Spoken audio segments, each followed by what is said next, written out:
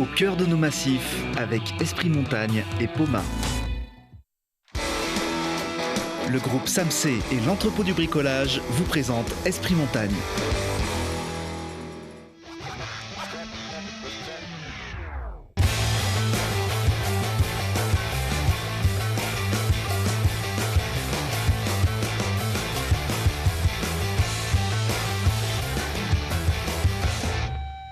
Bienvenue à tous, ravi de vous retrouver dans Esprit Montagne, l'émission dédiée aux amoureux du cirque blanc quand il devient tout vert. Mais on est toujours ici pour vous donner des nouvelles de vos skieurs préférés et surtout des événements qui sont en train de se préparer pour l'hiver prochain. Avec le rédacteur en chef de Ski Chrono, Laurent Davier, toujours avec nous. Bonsoir. Bonsoir à tous, bonsoir Lucille. Ça fait bien plaisir de te retrouver ici avec Yannick Ojouanet qui est ni plus ni moins que on va dire le titre en entier, secrétaire général du comité d'organisation de la Coupe du Monde Annecy-le-Grand-Bornand, cet événement dont tous les skieurs viennent nous parler ici sur le plateau, vraiment l'événement phare de l'hiver prochain dans notre région. Est-ce que tout se passe bien pour l'instant ? Oui, pour l'instant tout se passe bien. On va commencer à lancer la billetterie, mais on en parlera un peu plus tard. Oui. C'est là, c'est bientôt. C'est bien sûr la raison de votre venue. On va en reparler dans un petit instant. Et bien pour l'heure, on fait le tour des actus.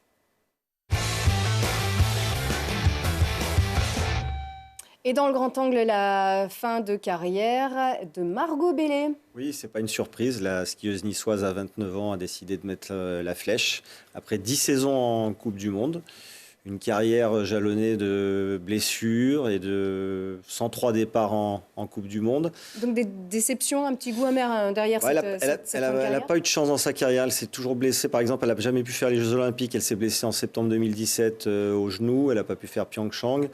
Malgré ça, elle a quand même 103 départs en Coupe du Monde au compteur, 6 top 10 et sa meilleure performance, c'est une 4e place à Lake Louise en novembre 2015, début décembre 2015. Voilà. Allez, encore une fin de carrière. Hein, oui.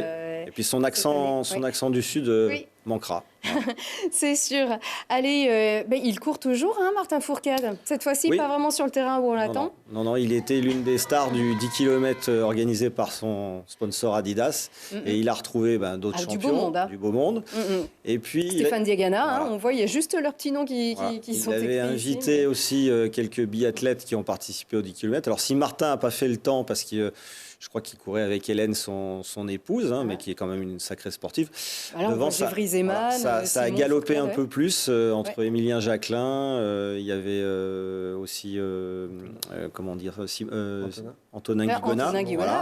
Il y avait aussi un kiné de l'équipe de France qui, je crois, a fait le meilleur temps de cette tribu. C'est le meilleur temps. Sinon, c'est Émilien Jacquelin. Oui, sinon Émilien, qu'on avait reçu juste avant d'ailleurs. Très, très bien. Bon, c'est plus pour le fun. Oui, c'était pour le fun, voilà.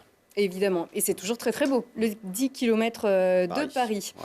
Allez, on file sur la montagne tueuse. Oui, le Nanga Parbat, où on a 2 Savoyards, Boris Langestein et Tiffaine Dupérier. C'est un couple, hein ? Oui, qui travaillent, qui sont... Enfin, non, ils ne sont pas en couple, c'est deux qui sont en... Mince, je pensais qu'ils étaient en couple, mais il n'y a pas de souci. Donc, des personnes qui travaillent, aspirants guides. Et qui sont aspirants guides et qui sont originaires de Tignes et de Val d'Isère et qui sont donc dans l'ascension du Nanga Parbat pour le descendre en ski. Voilà. D'accord. Et combien a pu réaliser cette performance ? Combien de personnes pour l'instant, d'après Antoine Chandelier, qui est le journaliste du Dauphiné Libéré qui nous donne cette information, il y a dû avoir une réalisation de descente. Voilà. Donc, ça serait quand même une grosse répétition si... parvenez à descendre ce Nanga Parbat. Absolument, on va suivre ça, bien sûr, dans les jours qui viennent. Allez, tout de suite, on passe à vélo, quand même, aussi. C'est l'été.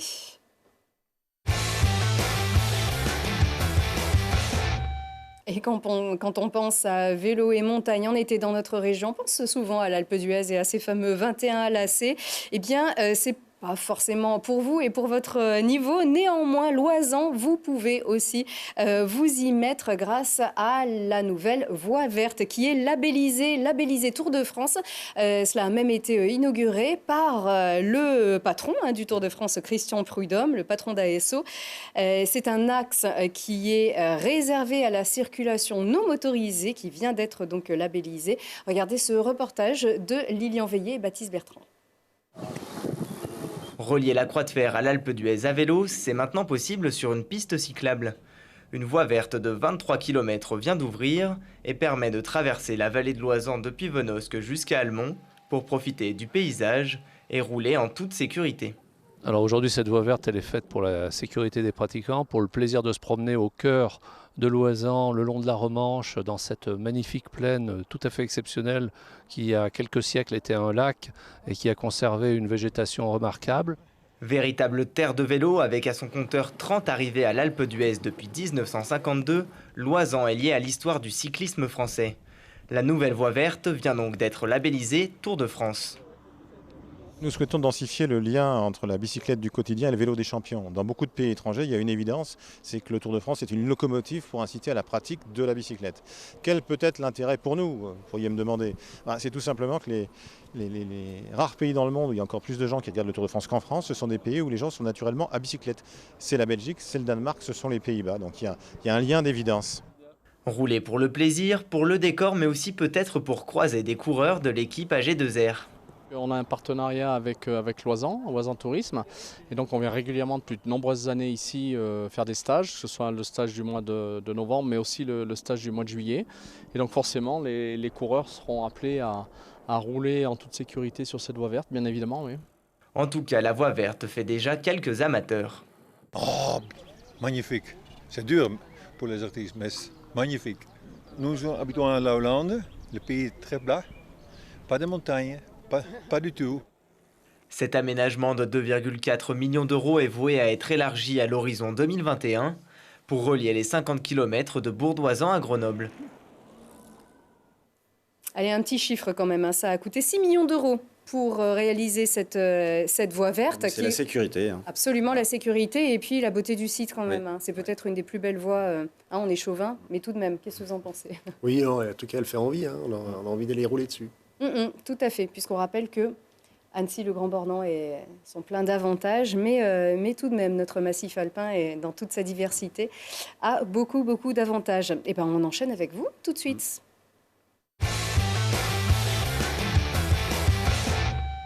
Car c'est l'événement majeur de l'hiver prochain, si on est un petit peu chauvin, mais tout de même une sacrée organisation pour cette Coupe du Monde de biathlon du 16 au 22 décembre prochain. C'est à Annecy, le Grand Bornand. C'est au Grand Bornand, mais Annecy organise et co-organise, c'est ça? Oui, tout à fait. C'est une organisation conjointe entre les deux communes d'Annecy et du Grand Bornand et avec l'aide aussi de la Fédération française de ski. Bien entendu, la compétition elle se déroule sur un stade qui est au cœur du village du Grand Bornand. Il a été baptisé du nom de notre biathlète locale, Sylvie Becker.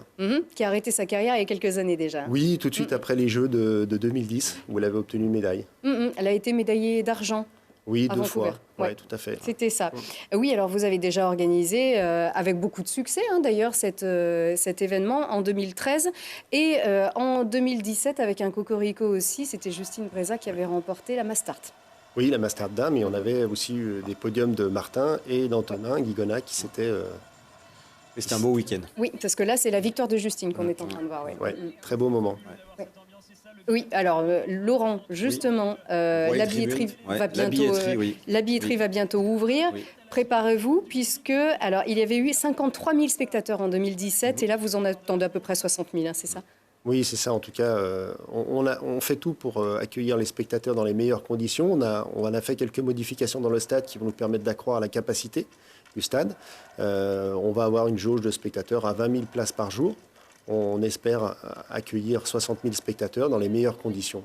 Des spectateurs et des touristes aussi, parce que c'est en plein c'est au tout début des vacances. Oui, alors la particularité, c'est que le week-end de compétition coïncidera avec le début des vacances scolaires. Voilà, donc on a mis en place au niveau de la station une stratégie pour essayer de proposer des produits qui soient compatibles à la fois avec les vacances et à la fois avec la Coupe du Monde. Justement, la billetterie va ouvrir, mais on a déjà vu que le simple fait d'annoncer les dates d'ouverture à laquelle on pourrait acheter des billets, ça a créé un gros engouement. Vous êtes prêts au niveau informatique le 18 juin, puisque ça sera le début du lancement des packs de plusieurs journées. Vous êtes prêts, vous pensez, à accueillir ce flot de spectateurs qui vont vouloir venir ? Oui, alors les serveurs du fournisseur de billetterie ont été renforcés, ça c'est sûr, ça c'est pour la petite parenthèse. Mais ce qu'on voit, c'est qu'il y a un vrai engouement en France pour le biathlon. On l'a vu tout au long de la saison, puisqu'à chaque fois qu'il y avait une Coupe du Monde qui passait à la télévision, début de semaine, on avait des coups de fil, des messages pour savoir quand est-ce qu'on ouvrirait. Donc là, on va être en phase d'ouverture, donc le 18 juin pour les passes 4 jours et à partir du 2 juillet pour le reste de la billetterie. À la journée ? À la journée, D'accord. voilà. Le site où on peut se procurer, se connecter, ces billets? Alors, c'est le site. Hein. Alors, il y a le site de la station, il y a le site aussi officiel de la Coupe du Monde qui est biathlon-annecy-legrandbornand.com. Voilà. Mais voilà, sinon, legrandbornand.com, on peut trouver, vous avez un onglet qui est spécifique. Il y a plusieurs entrées possibles. Tout à fait. Est-ce que vous savez si eh bien, certains touristes viennent à l'occasion de cette étape de Coupe du Monde et viennent une semaine au Grand Bornand pour pouvoir assister à cette épreuve de Coupe du Monde? Est-ce que vous avez des stats un peu là-dessus? Alors, des stats, oui, on connaît les retombées directes et indirectes d'une Coupe du Monde qui sont assez importantes. En tout cas, sur un territoire comme Annecy-le-Grand Bornand, c'est un événement qui est majeur en termes de retombées. On sait qu'on a à peu près, vous avez dit, 53 000 spectateurs sur les 4 jours de compétition. On a des gens qui sont des aficionados du biathlon qui viennent du dimanche jusqu'au lundi suivant parce qu'ils veulent voir le stade, ils veulent vivre la course en direct, voir les athlètes. Donc oui, on a des gens qui viennent spécifiquement une semaine pour voir les compétitions, jusqu'à des gens qui viennent voir une seule journée. Ça vient de partout. Il y a le Jura, on a l'impression que le Jura descend et investit Annecy et le Grand Bornand. Le Vercors aussi, quand même. Oui. Ouais. Moi, j'ai croisé des gens de l'Ouest, des Bretons, qui sont là. Enfin, je veux dire, c'est assez impressionnant de voir ce succès populaire. On s'attend à un effet Martin Fourcade après les exploits et les records de Pyeongchang. Ah bah bien sûr, Martin Fourcade, c'est le leader charismatique de l'équipe de France, mais il n'est pas tout seul, c'est pas l'arbre qui cache la forêt, heureusement. Et je veux dire, tant mieux, on a des très bons athlètes, aussi bien chez les filles que chez les garçons. On a pu voir Quentin, on a pu voir Antonin Guigonna cette année, Simon Détieux, on a aussi les filles qui sont... Anaïs Chevalier, Justine, Anaïs Bescon, qui sont... Voilà, on a une très belle équipe de France, je crois qu'elle n'a jamais été aussi forte. Et puis avec une locomotive, c'est un petit peu ce qu'on avec une dire locomotive aussi. Aujourd'hui qui a créé une émulation, qui a créé une dynamique. Et puis on a aussi une fédération qui met les moyens pour cette équipe et qui va, je pense, flécher la Coupe du Monde française comme un objectif principal de la saison. Alors là où je parlais de l'effet Martin Fourcade, c'est plus par rapport au grand public et à tous ces touristes, à ce flot de touristes aussi. C'est peut-être ce qui a changé un petit peu depuis 2017, encore que c'était déjà une star majeure du biathlon. Mais vraiment, depuis les Jeux de Pyeongchang, peut-être, est-ce qu'il y a vraiment un effet peut-être un peu star? Oui, tout le monde connaît Martin Fourcade. Il a dépassé le cadre du sport. Il a sa gravure au musée Grévin. Donc, je veux dire, il est passé dans d'autres dimensions. C'est sûr que Martin, c'est une vraie locomotive. Aujourd'hui, les gens viennent le voir, mais on en discutait un peu avec Laurent. C'est vrai qu'aujourd'hui, le public est mature. C'est-à-dire que très connaisseurs, c'est bientôt comme le public du football. Ils connaissent exactement les athlètes, mais pas seulement les Français. Ils connaissent les athlètes étrangers également, les classements généraux de Coupe du Monde, les spécialités, les statistiques. Donc on est vraiment sur des spectateurs aujourd'hui qui viennent de toute la France, de l'étranger. Donc c'est aussi une stratégie, nous, de notre côté du territoire, d'essayer d'accueillir aussi des Européens, des Scandinaves, des Russes, des Allemands. Ça fonctionne, puisqu'on a des spectateurs pas uniquement français, mais on a des gens qui sont très connaisseurs. Alors, quel va être le format des courses? Est-ce que tu peux nous en dire plus sur le programme? On a un programme royal, comme en 2017, avec la petite particularité, c'est que ce seront les hommes qui ouvriront le bal le jeudi en sprint. On aura les femmes le vendredi en sprint, et puis ensuite on a les courses reines qui sont la poursuite et la mass start le samedi et le dimanche. Donc on a 6 courses au total sur 4 jours. Donc on ne peut pas rêver mieux.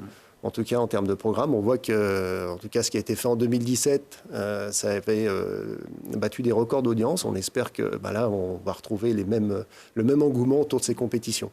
Et l'engouement aussi de cette équipe de France qui a vraiment marqué cet événement comme le plus important, mais ne serait-ce qu'au niveau affectif. On court à la maison. Je suppose que vous avez un petit peu cette pression-là aussi du côté de l'organisation. Il faut que ce soit un événement réussi, mais qui tienne aussi ses promesses en termes sportifs, parce que les sportifs, ils sont vraiment attachés au niveau affectif.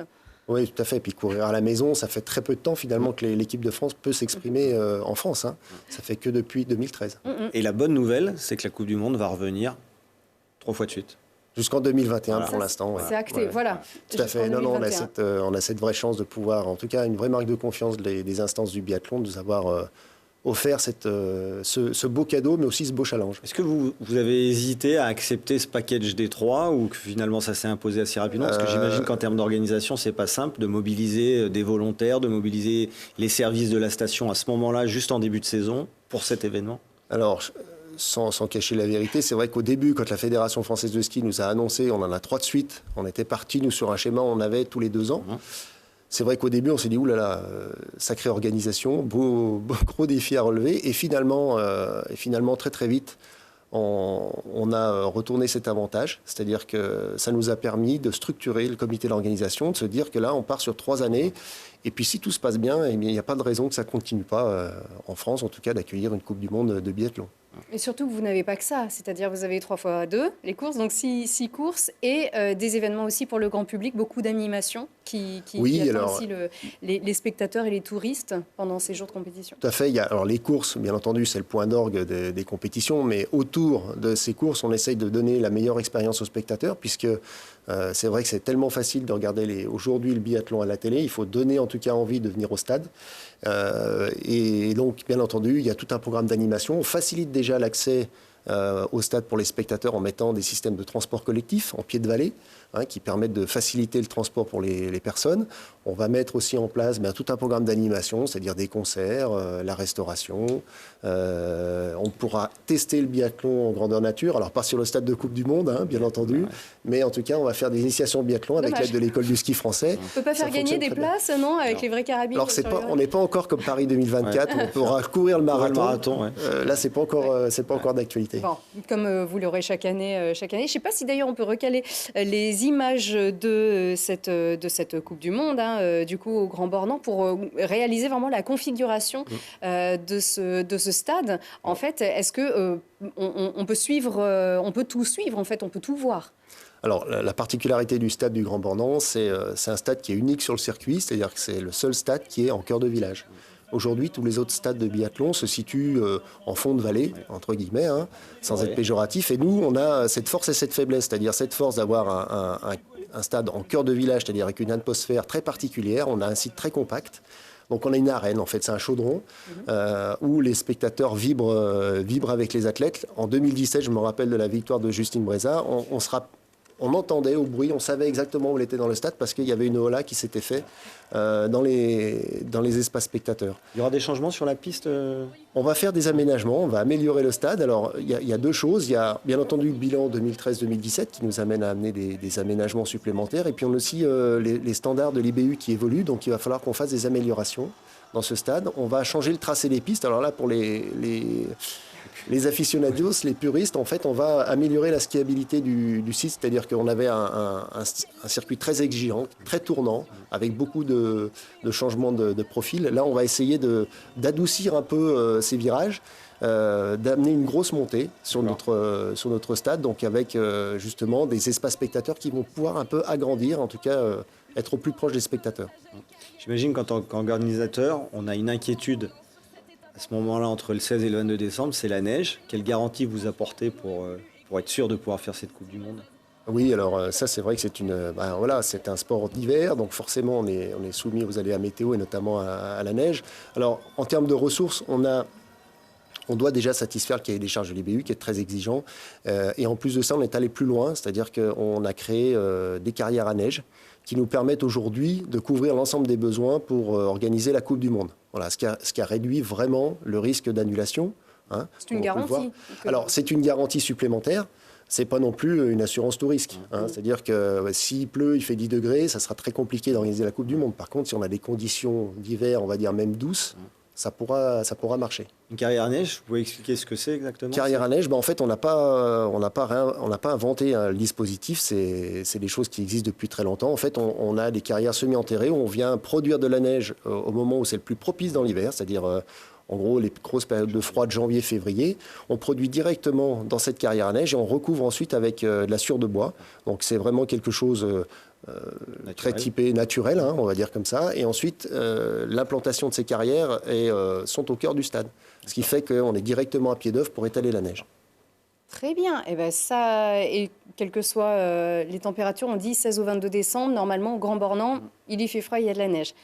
Oui, tout à fait. Même si on est à basse altitude, le stade est réputé pour être relativement froid. Absolument. Un mot sur Annecy, puisque c'est Annecy le Grand Bornand. Oui, donc la Coupe du Monde, c'est au Grand Bornand. Annecy fait partie de l'organisation. C'est vraiment une marque Annecy le Grand Bornand, cette Coupe du Monde? Depuis le départ, en fait, depuis le début du projet en 2007, en fait, Annecy et le Grand Bornand ainsi que la FFS ont réalisé une candidature conjointe auprès de l'IBU pour accueillir une Coupe du Monde. Annecy a un vrai rôle dans cette organisation. C'est un gros bassin de population qui est au pied de la vallée du Grand Bornand. C'est aussi un vrai vivier de volontaires, puisqu'il faut 750 volontaires pour organiser la compétition. Il y a 2200 personnes au Grand Bornand, donc imaginez. 750 volontaires. Voilà. Et c'est une semaine de compétition, donc ça mobilise les gens sur une grande durée. Donc avec Annecy, il y a cette partie-là, avec des volontaires qui s'impliquent, aussi des services de la commune qui nous donnent un coup de main sur l'organisation. Et puis c'est un projet de territoire.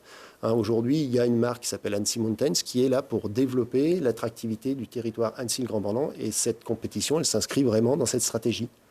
On parlait des volontaires, vous recrutez encore ou vous avez les 750 déjà? On débute le recrutement. On a, au même titre que les spectateurs, il y a beaucoup de gens qui veulent donner un coup de main. Et on a cette chance d'avoir une vraie culture solidaire au Grand Bornand, mais aussi sur le territoire d'Annecy. Comme je vous le dis, on a beaucoup de gens qui viennent donner un coup de main. Et jusqu'à chez nous aussi. Voilà, on a aussi des volontaires qui viennent de Bretagne, qui prennent spécialement leur congé, et ça c'est assez incroyable, voilà, pour vivre l'événement de l'intérieur. Et gardez-les bien parce que donc, chaque année, vous en aurez besoin. Voilà, c'est ça. Okay. Ça va être des bénévoles quasi avec des compétences de professionnels. On en reparlera. Vous faites une petite place à Télé Grenoble. Ça serait sympa qu'on aille voir évidemment cet événement majeur du 16 au 22 décembre, avec l'ouverture de la billetterie sur legrandbornand.com. Vous trouverez toutes les informations. Merci encore. À suivre tout de suite du ski qui revient. Voilà, et oui, ski d'été. Attendez d'abord le petit jingle. Ouais. Parce qu'on les a, ils sont bien faits, il faut quand même il faut les voir, nos petits jingles. Ça y est, les glaciers ouvrent et sont ouverts, ça y est. Ils sont ouverts, c'est la rentrée des glaces, comme on pourrait dire. Oh là là, merci. Non, elle était facile, celle-là. Non, et oui, le glacier du Pisayas, entre Val d'Isère et Bonneval, a ouvert en accueillant par exemple l'équipe de France d'handi-ski et Marie Baucher qui nous avait rendu visite. Il y a l'équipe de France de ski cross et les femmes du groupe Vitesse sont attendues ces jours-ci. Voilà. Donc ils ouvrent du 12 pendant un mois, du 12 juin jusqu'au 12 juillet sur le Pisayas. Le glacier de la Girose à la Meige est lui aussi ouvert pour 15 jours, mais uniquement pour les clubs et les comités. On y a vu Sandrine Aubert cette semaine d'ailleurs. Oui, puisqu'elle est entraîneur du comité. Et dans quelques jours vont ouvrir les glaciers de Tignes le 22 juin et des Deux Alpes, où là encore, aux Deux Alpes, les équipes de France masculines et féminines en technique devraient commencer à se préparer pour les futures compétitions, et je pense que nous irons y faire un tour. On va s'y voir, bien sûr, à l'occasion de ces stages de préparation de l'équipe de France. On va essayer de vous faire vivre tout ça, de prendre des nouvelles, bien sûr, de nos athlètes et de voir dans quelles conditions est-ce qu'ils préparent leur saison sur nos glaciers. Il y a de la neige, avec les conditions qu'on a eues ces derniers jours. Il a neigé, et même ces derniers jours, justement. Allez, merci encore d'avoir été avec nous, Yannick Ojouanet. On vous souhaite un très, très bel événement. On sait que vous êtes déjà bien rentré dans le dur, et on vous accompagnera, bien sûr, du 16 au 22 décembre. Laurent, on se retrouve donc, on va prendre l'air, toujours jusqu'à la saison prochaine. Vous nous retrouvez tous les jeudis dans Esprit Montagne. Merci de votre fidélité. Au revoir. Merci.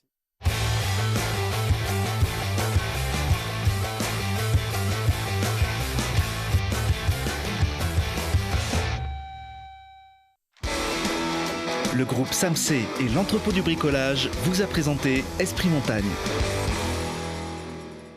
Au cœur de nos massifs avec Esprit Montagne et Poma.